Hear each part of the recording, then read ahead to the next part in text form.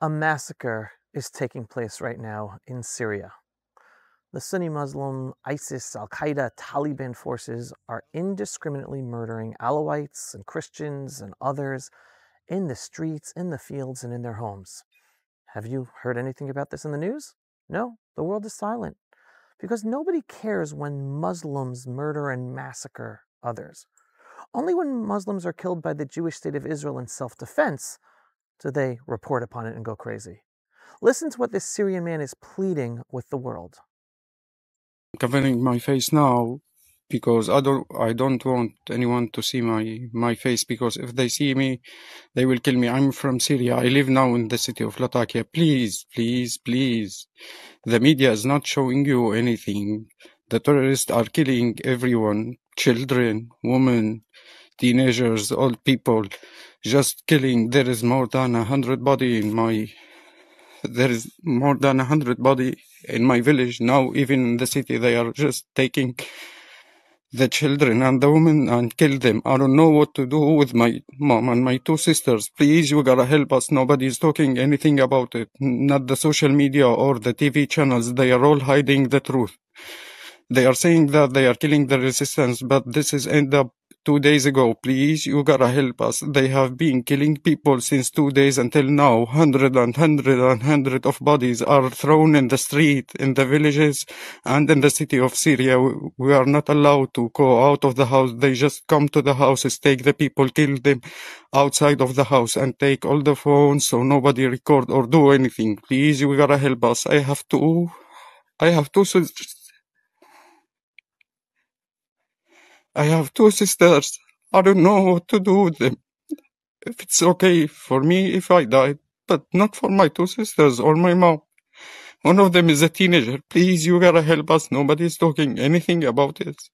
Human rights, United Nations, anyone, America, anyone, just please help us. When you need to do something about it. The social media is not showing anything. Most of my relative people are dead in my village. There is bodies in the street. We are afraid for the little kids. There is nobody left. Like, we are being killed. All of us, all the Alawite and the Christian. For God's sake, if you believe in humanity, if you believe in any religion that you want, just please, you need to save us. You need to do something about this. The TV is not showing anything, not Al Jazeera, not any TV channel. They are all covering what's happening now. Until this moment, there is people coming from another cities from Syria, like Idlib and Hama and Homs. They are coming just to kill people. They are still coming until now and killing people randomly. Not women or children or anything. They kill everybody. They are demons. They are not human beings.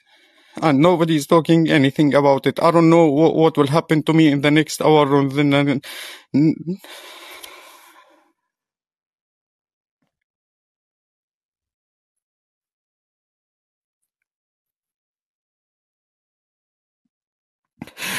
Please, human rights, United Nations.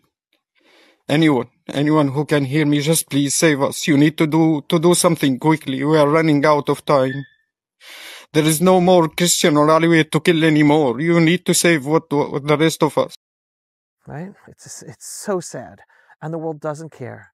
Because when there are no Jews to blame, there's no news.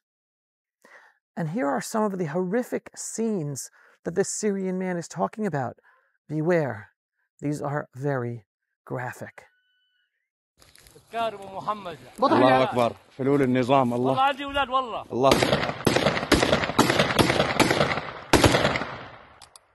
الله أكبر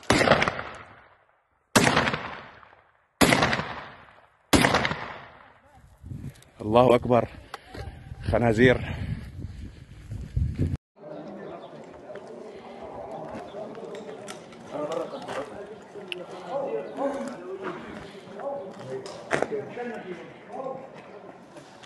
اي راس بدك بيناته بس نقي لي راس اي راس بس نقي لي راس خلصنا خبز روح خلاص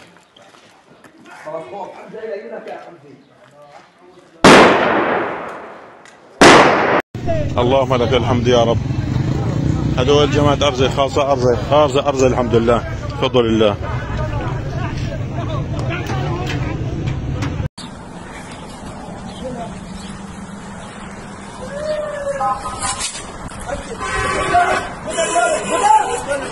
يلا سراج.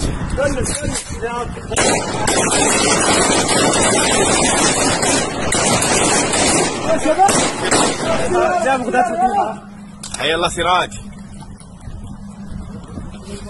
حي الله سراج. حي الله.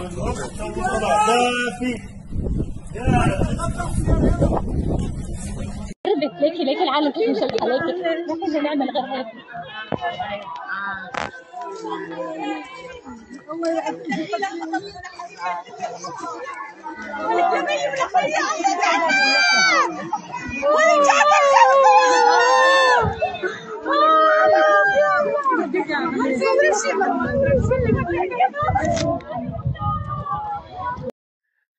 It's so sad. And while this ethnic cleansing is literally taking place right now in Syria, as the Western progressive powers embrace the ISIS leader in Syria behind this massacre, we must internalize the following. This is happening on Israel's northern border in Syria. These barbaric Islamo-Nazi Sunni Muslims are out to take over the world, kill and subjugate all of us non-Muslims, not just those in Syria, not just the Jews in Israel, all of us. And they surround us in Israel and are even living amongst us as Israeli citizens. With that, it must be understood that yes, we today in Israel are living in a time of miracles. Against all odds, the Jewish state of Israel stands strong against the Islamo-Nazi evil that surrounds us. We are blessed to have God watching over us, guiding us through these stormy waters and advising our leaders. And even though we periodically experience tragedies like October 7th. But as history shows, we must also do our part. We can't rely on the miracles.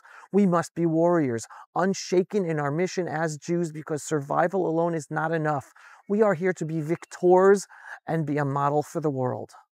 While the Alawites under Bashar Assad and his father before him ruled Syria, they were also barbaric against the Sunni Muslims there, because they knew up front that the evil of the Sunni Muslim community that lived amongst them would be unleashed against them. So they ruled with an iron fist. That's why they allied with the Shiite Muslims of Iran, both minorities in the Muslim world, both hated by the majority Sunni Muslim world. While the Alawites were brutal to the Sunni Muslims in putting down their periodic uprisings in Syria, other minorities in Syria, like Christian and Druze, were relatively safe under Bashar Assad's rule. While the Alawites ruled Syria, their mistake was allowing the Sunni Muslims to live amongst them so that they can wait for the day to take their brutal revenge against the Alawites as they are doing today. And with the Assad regime now gone in Syria, and the Sunni Muslim terrorists now in control of Syria, the Sunnis are on the march, massacring the Alawites and all other minorities in Syria, like the Christians and the Druze, and the world is silent. Israel cannot afford the same mistake. Hamas, Hezbollah, Iran, they do not just oppose us politically. All these Sunni and Shiite Islamo-Nazis want us dead. And the horrific tragedy of October 7th, 2023 has finally imposed this truth upon a majority of Israelis. The people of Israel today understand that this war we are going through right now is not just about managing the conflict. It is about winning and having victory and putting an end to the Islamo-Nazi evil that surrounds us and endangers our lives. Back to Syria, the Alawites remained a vulnerable minority because they never changed the demographics in their favor. Israel must not and cannot fall into that same trap. We see it now. The push for a Palestinian state and for the Arab world to rebuild Gaza for the Islamo-Nazi Gazans to remain there. But that is nothing but a recipe for our destruction, whether today, 10 years, 5 years. The land of Israel belongs to the Jewish people, and anyone who supports our destruction cannot live amongst us or near us. And it's time we start acting appropriately to protect ourselves and those minorities around us. On the geopolitical front, The Alawites of Syria trusted Iran and Russia. Those were their allies. But when the Syrians needed them most, they were abandoned. The Turkish-supported Sunni terrorists overthrew the Assad regime in literally days. Iran was not able to help because Israel weakened Hezbollah and Iran. And Russia was not able to help because it's involved in its war with Ukraine.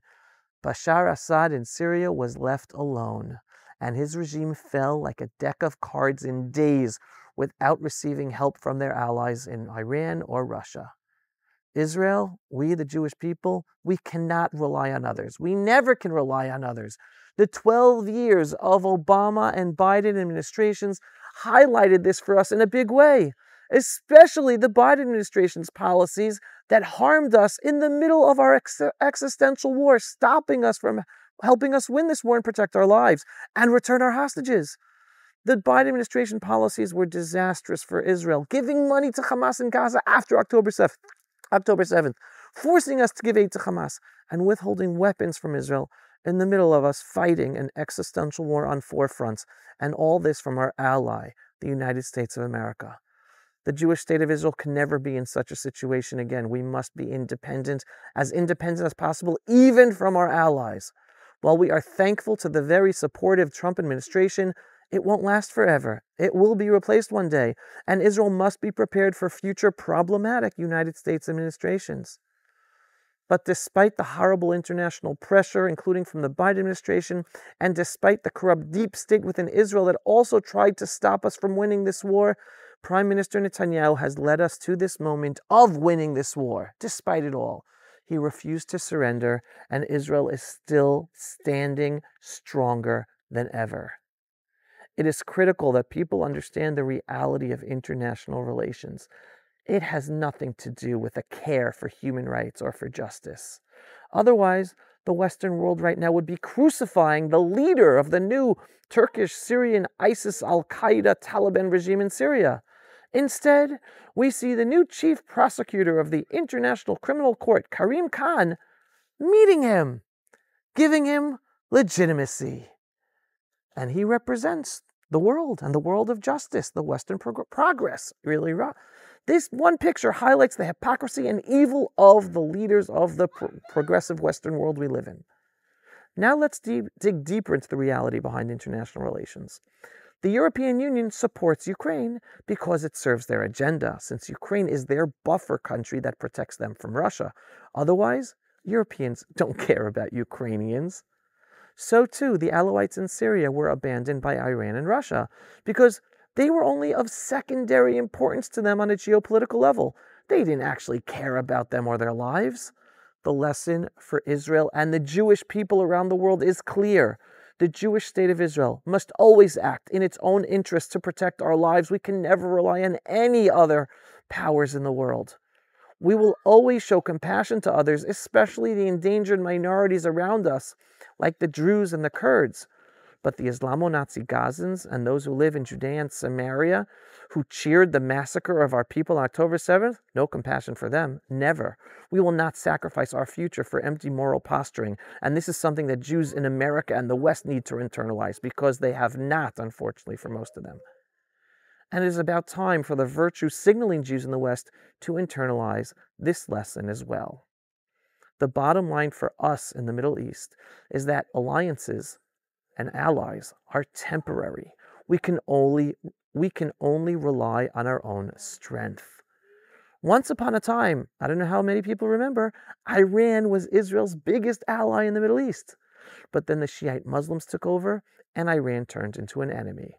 Then the Sunni Muslim country of Turkey became our biggest ally in the Middle East, until the Sunni Muslim Brotherhood took over Turkey. And today Turkey is an enemy of the Jewish state of Israel.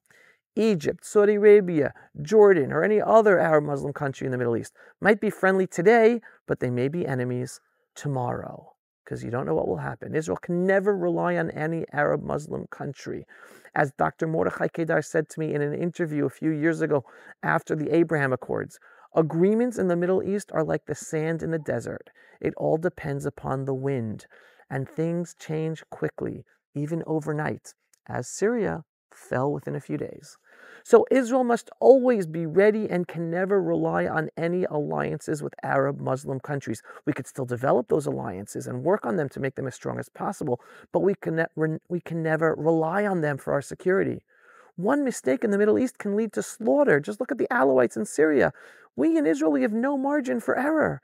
Israel is not here to educate the world or to win moral arguments. We are here to survive and to thrive and be a model for humanity, for the world, by living as proud and moral Jews. And yes, part of that morality is standing up against evil, standing up strong against the barbaric Islamo-Nazi enemy that exists. We must be an example to the world of that morality. The Biden administration tried to break us, but we are still here. Most Israelis now see the truth. There is no two-state solution. It is a delusion that leads to the disaster and destruction of Israel. There is no coexistence with Islamo-Nazi jihadists, whether Sunni or Shiite, who all want us dead. There is only victory. And we, the Jewish state of Israel, help save humanity by acting morally as a regional superpower in the Middle East to help America and the freedom-loving world. The Alawites chose Iran, and they are paying the price. Hamas chose Iran, and they are on the road to elimination in Gaza. The Syrian Druze chose Israel, and they have the chance to survive. As Israel has warned, the Turkish, Syrian, ISIS, Taliban terrorists in Syria, that if they attack the Druze in southern Syria, that Israel has air control over, then they will feel the wrath of the Jewish state of Israel.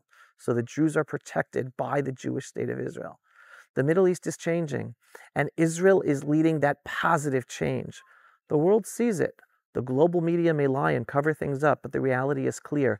Israel is the strongest force in the region and a force of morality, and our enemies know it.